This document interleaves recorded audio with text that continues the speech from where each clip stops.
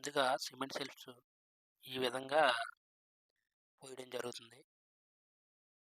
ఇలా స్టాండర్డ్‌గా ఉండేటట్టు మాల్ ఎక్కువేసుకొని, రాడ్లు ఇలా పేర్చుకొని చక్కగా పోయడం జరుగుతుంది.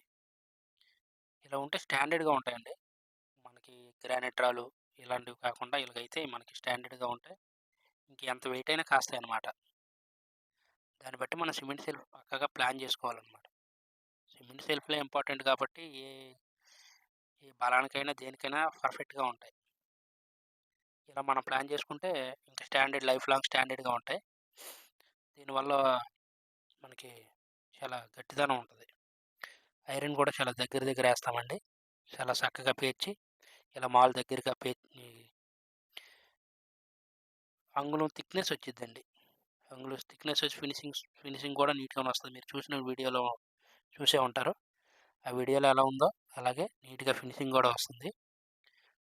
మామూలు పోసేసిన తర్వాత ఈట్లికి ఒంటరి ఫినిషింగ్ కూడా చేయడం జరిగిద్ది. ప్రతీది కూడా పర్ఫెక్ట్‌గా చేస్తాం. ఇబ్బంది ఏమి లేదు. పక్కాగా ప్లాన్ జేసుకోవాలి.